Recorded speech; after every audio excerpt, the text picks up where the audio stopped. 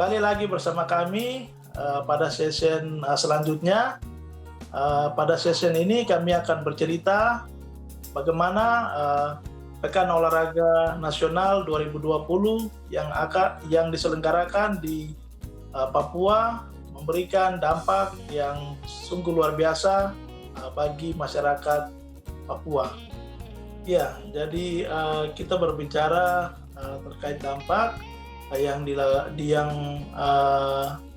ditimbulkan dari penyelenggaraan PON 2020 di Papua. Jadi pertama mungkin dampaknya terhadap sektor ekonomi, terutama ekonomi kreatif ya, karena saya dari salah satu yang bergerak di sektor ekonomi kreatif, terutama UMKM. Kami lihat ataupun kami merasakan dampak yang terjadi terhadap peningkatan ekonomi kami juga, karena produk-produk yang kami jual pada penyelenggaraan PON ini laku ataupun terjual habis. Kemudian ada juga yang ketika terjual habis, kemudian mereka bertanya terkait dengan nomor kontak kami ya, seperti ingin menjalin kerjasama begitu, karena mereka melihat bahwa produk yang kami tawarkan ini sangat-sangat baik sekali. Akhirnya tidak hanya penyelenggaraan PON ini sebagai event untuk mempromosikan produk-produk kami, kemudian kami menjual, mendapatkan sesuatu, tetapi untuk jangka panjangnya kami membangun jejaring, karena produk yang kami jual ini awalnya hanya di kota kami di Manokwari, kemudian ketika ada jejaring, kemudian produk kami akan ditampung ataupun dijual oleh mereka yang sudah memesan produk kami di Jayapura, Timika, Sorong dan lain sebagainya. Jadi itu tidak hanya produk UMKM saja ya, produk ekonomi kreatif demikian halnya sama juga dirasakan oleh kami ya, terutama masyarakat yang bergerak pada sektor ekonomi kreatif. Dan ekonomi kreatif ini punya koneksi dengan sektor pariwisata.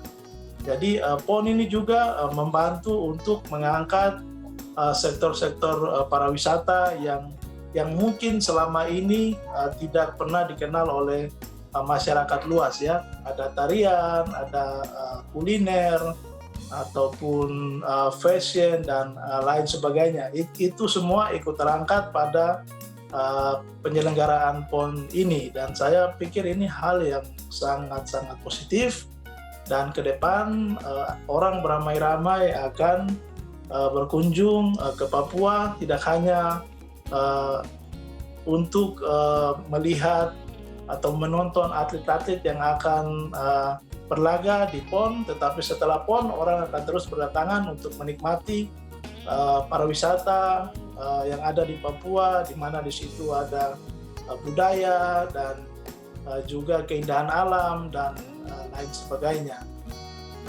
Ya demikian.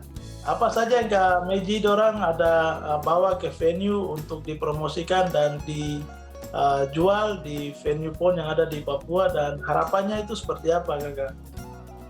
Oke. Yang pertama sekali saya sangat bersyukur karena PON kali ini puji Tuhan saya diizinkan juga bergabung bersama brand lokal, 4 brand lokal, dan kami menjual baju-baju PON. Mungkin kalau dari saya sendiri, mungkin ada abon cabe, marisan komin, minyak kelapa apus dan sisir bambu, VCO, dan juga beberapa produk teman-teman kami seperti sabun dari turunan-turunan dari kelapa yang bersifat alami sekali, dari MOI Papua dan juga Sirbe, di mana di situ teman-teman kami mencoba menjual produk mereka, sabun-sabun yang lebih ramah lingkungan.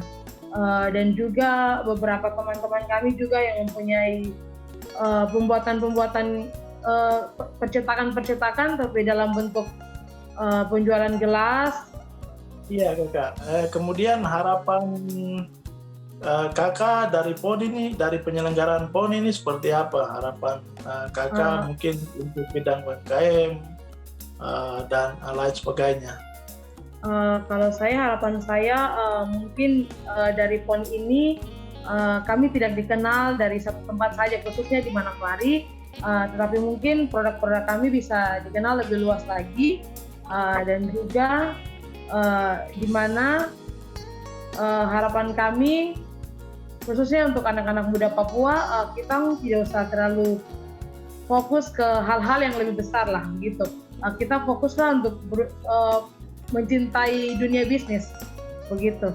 Karena lewat PON ini kami sangat merasa terlibat sekali, dan kami mau bilang bahwa kami anak-anak muda Papua juga bisa untuk bersaing dalam dunia bisnis.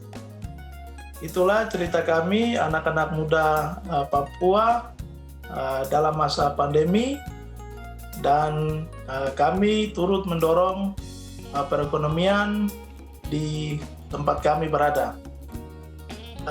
Dukung kami ya kawan-kawan semua. Ingat mencuci tangan, memakai masker, dan juga menjaga jarak ketika berada di tempat keramaian. Papua Muda Inspiratif, bersatu, bersinergi, berkarya untuk kesejahteraan tanah Papua.